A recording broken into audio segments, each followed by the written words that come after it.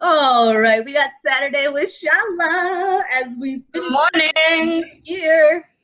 Um, this month's paradigm is actually one of Shahla's. It's anyone can learn to do anything at any time. So I feel it'd be fun to reflect as to what the biggest learning or unlearning you've had to encounter this year, Miss Shahla. So what does that look like? What's that been for you? This last year as a whole has been unlearning a lot of relationship things that I learned and picked up from my parents. So I spent the whole last year like unlearning that.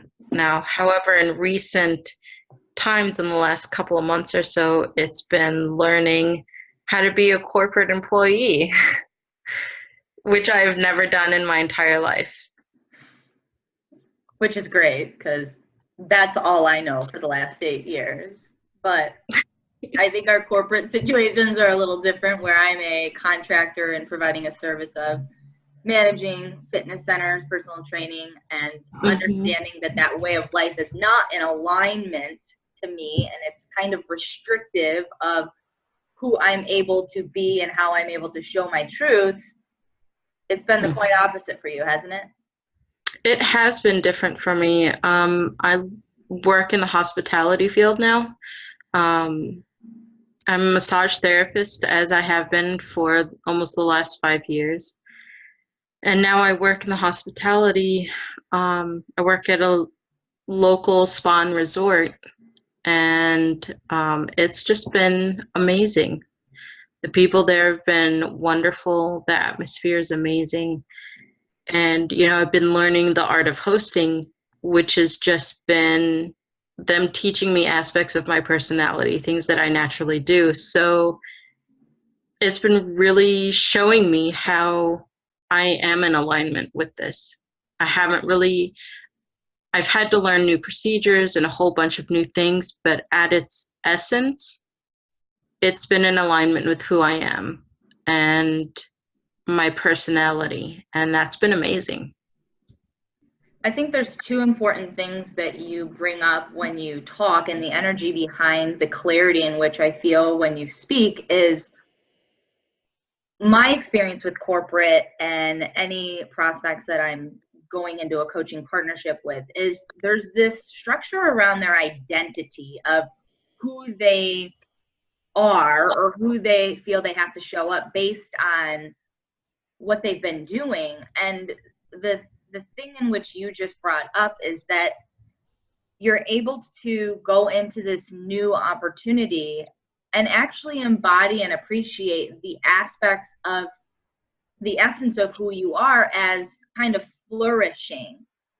And They I are. feel like when we talk about this paradigm, not a lot of people are so easily flowing into learning something new. They're more resistant on, I have to learn this. Mm, Do you understand what I'm saying? yeah, Like that's and my that goes. experience with people. In order to change or in order to experience something better, I have to learn something or I have to become someone I don't know or I'm unsure of. Where with you, you're being a prime example of you're through your learning process, you're being able to embody and appreciate aspects that are actually quite true and core for you. If anything, I feel like they're being polished. Like these are things that I've learned over my entire life. And here in this setting, with it being very, very, luxury, high class, these characteristics of me are being polished, and I love it. I think it's amazing.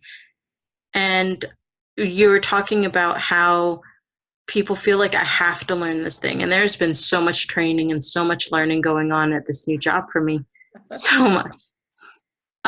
And I think that's a difference of mindset is, and it goes to one of my paradigms is that life's happening for you and not to you. And the way that I approach that is that I get to do things, not that I have to do things. So getting to walk into work every day and just being like, I am here. I get to be here. I get to be here in this amazing atmosphere with these amazing people, and I get to learn something new today.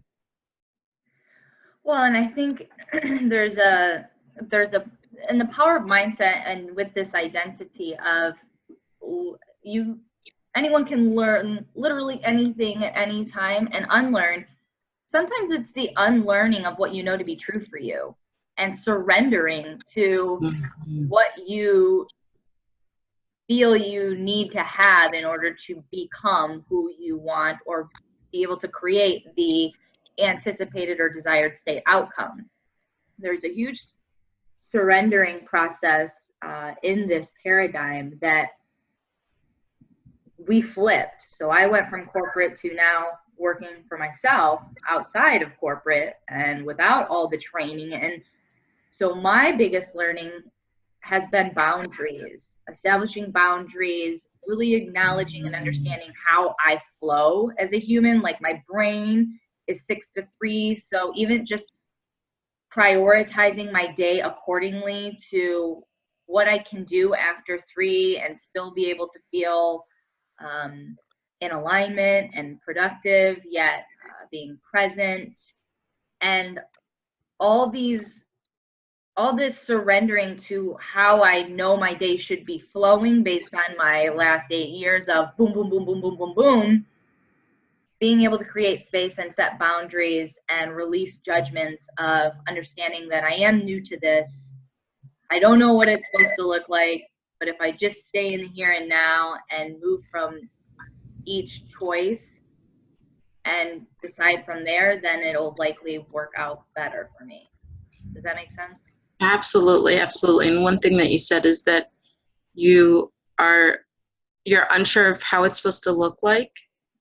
Yeah. And I have found that releasing that and surrendering, like you're talking about, and focusing more on how I feel right now, being how I want it to feel. Does that make sense? How you want it to feel right now, or how it feels right now versus how you want it to feel. No, not versus. There is no versus. Wherever it is that you want to be going towards, that's the feeling that you want to be creating right now. You can't, Yes. yeah, you can't get on a road of happiness and be unhappy the whole way and expect to reach happiness. It just doesn't work, despite what the whole world tries to tell us and society tries to tell us. If you want to get to joy and fulfillment, it starts today. What little things are creating that joy and fulfillment today? Provide you that. Yes. Creating that. Yep. I think this year has been a beautiful evolution and unfolding of how two people, you and I, that are very different, also have the ability to kind of flow and dip within one another's universe and still see and be able to experience the positivity, the clarity, the discovery and alignment that can come in either situations. Yeah. And so I'm curious, for anyone that's watching, what would be your words of wisdom for going into the new year with 2019? I'm looking forward to seeing those comments. So I want to see what words of wisdom either you have for us or for fellow people, or just things that you've learned throughout the year. It's definitely been a big year of learning. I think it always is. For me personally, this year was a lot of hibernation, a lot of looking within. And I feel like now I'm starting to crack out of my cocoon and enter the world again. Well, and it's very interesting you say that, because there's a winter solstice class on Friday night that we do 104 chaturanga, like flows. And I've never done it. And it's interesting how my original reaction is like, no, who would ever want to do that? And like, it'd be too much. And when I sit with it, I think about how emotional it will likely be, because it is the intention of like rebirth and just forgiving and releasing and leaving it here in 2018 to move forward in 2019. And it's like, Alyssa, you're so resistant to this. You're so just not wanting to, which is the exact reason why you're going to go do it. Because Yes.